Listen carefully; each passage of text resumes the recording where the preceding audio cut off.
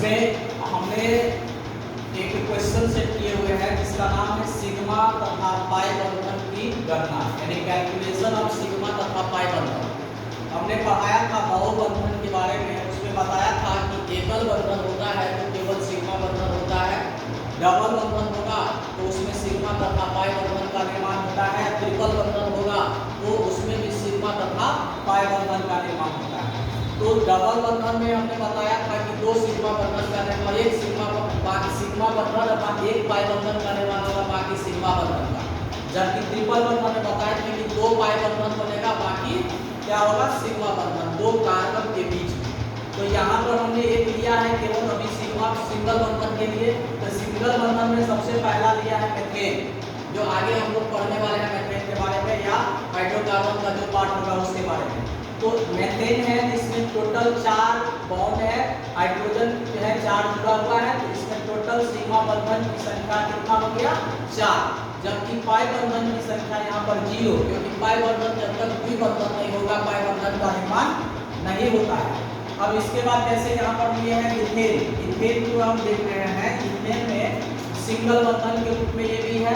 Total इसमें sigma बंधन को अगर गिन करके देखते हैं तो टोटल सिग्मा बंधन 7 हो जाता है, जबकि इसमें द्विबंधन नहीं है, इसमें पाई बंधन की संख्या कितना हो जाएगा 0।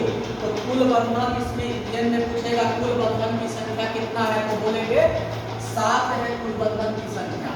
इसी तरह से अगर हम लोग द्विबंधन की बात करते हैं तो द्विबंधन में जैसे एग्जांपल में ले लेते हैं CH2 डबल बॉन्ड CH2, इसका नाम है इथीन, इसका नाम है इथीन, तो इसको एथीन के नाम से जानते हैं। एथीन मतलब हो गया यहाँ पर डबल बंधन द्विबंधन।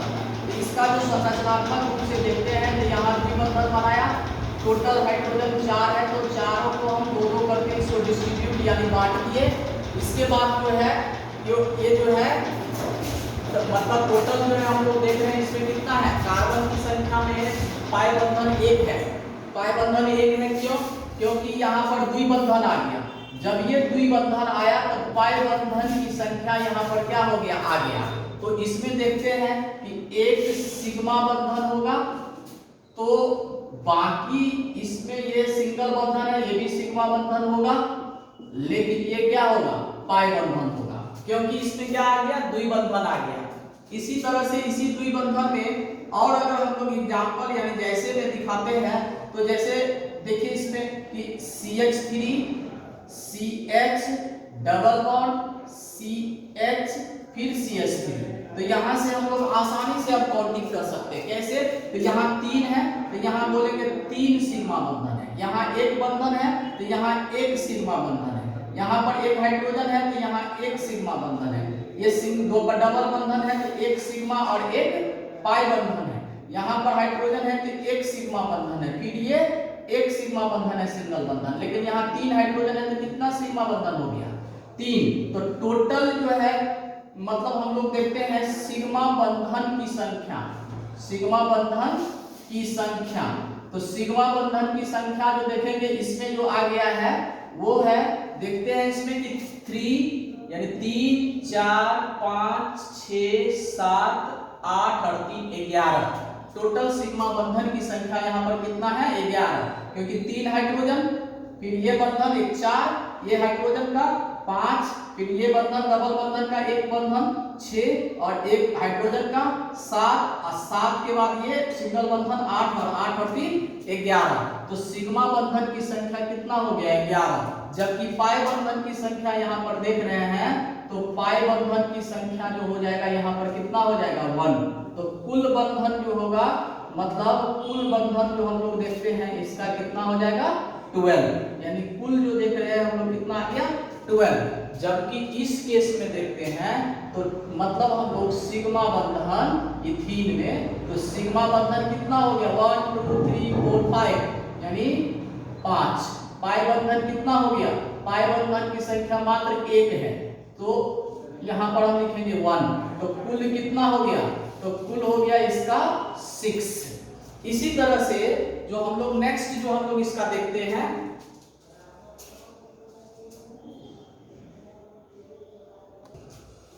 इसमें हम लोग देख रहे हैं बेंजीन और दूसरा देख रहे हैं इसका नैप्थलीन। बेंजीन का मॉलिक्यूलर फार्मूला C6H6 होता है, नैप्थलीन का मॉलिक्यूलर फार्मूला C10H8 होता है।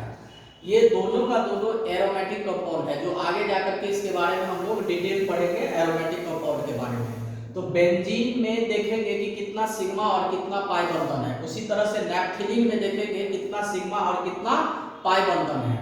तो बेंजीन की बात कर रहे हैं, तो बेंजीन में देख रहे हैं कि यहाँ पर हाइड्रोजन का 6 है, तो 6 सिग्मा बंधन हो गया।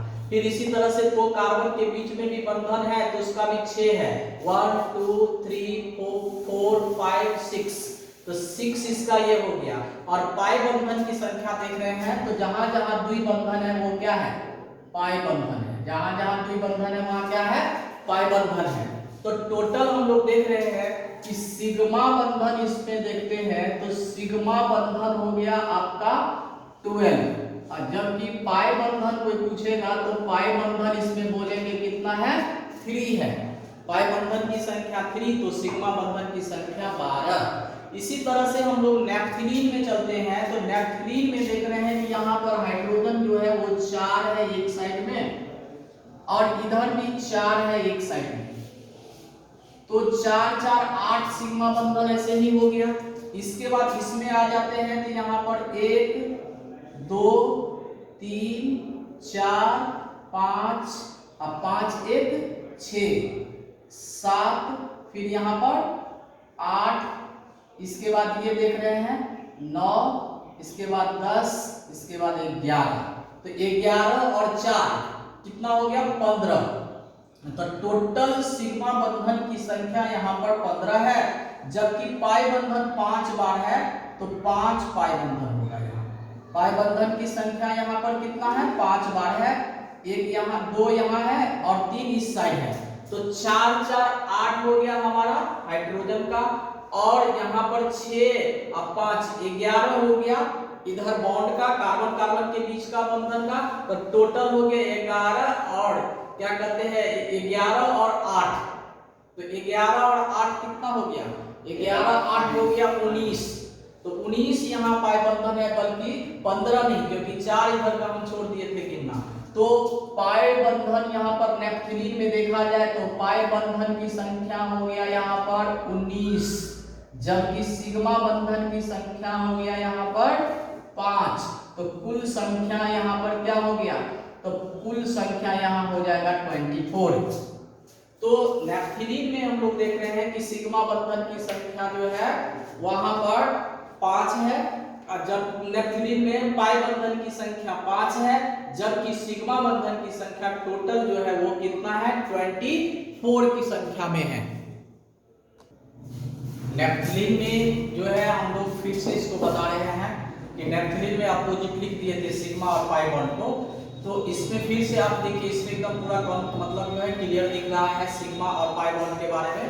तो सबसे पहले हम लोग इसमें देखते हैं कि पाई बॉन्ड को पहले देख लेते हैं, जो डबल बॉन्ड है उसकी संख्या जो है यहाँ पर टोटल कितना हो गया, 5 हो गया, जबकि हाइड्रोजन को मिला करके कार्बन के मिला करके इसमें टोटल सिग्मा बॉन्ड जो है वो उसकी संख्या है वो है 19 है।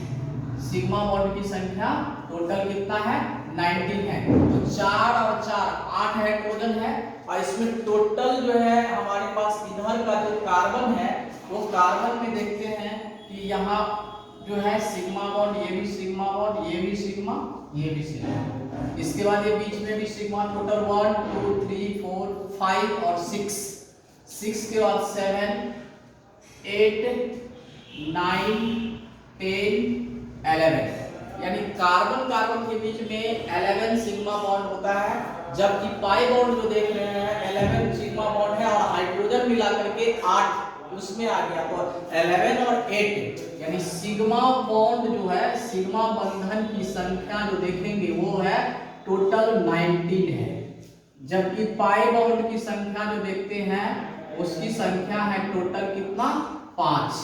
तो कुल कितना हो गया, तो कुल बंधन जो हो गया उसकी संख्या है 24। ये हो गया हमारा नैप्थेलीन का टोटल जो इंपॉर्टेंट है, बेंजीन और नैप्थेलीन। इसके बाद आगे जब एरोमेटिक कंपाउंड पढ़ाएंगे तो बहुत सारा एरोमेटिक कंपाउंड होगा। खुद पाई बॉन्ड देख करके, डबल बॉन्ड को देख करके हम लोग सिग्मा और पाई बॉन्ड को पता लगा सकते हैं। इसी तरह से हम लोग जो नेक्स्ट इसका जो देखते हैं वो है ट्रिपल बॉन्ड से रिलेटेड। तो ट्रिपल बॉन्ड में जैसे एक एग्जांपल ले लेते हैं C2, जो सबसे आसान एग्जांपल है C2H2, जिसका नाम है एथाइन।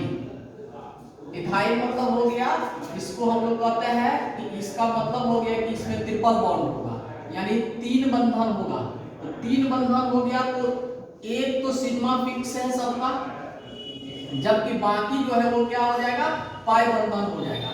तो सिग्मा बंधन जो इसमें देख रहे हैं, तो सिग्मा बंधन इसमें हो गया 1 2 3 और पाई बंधन की बात करते हैं तो पाई बंधन जो हो गया इसमें 1।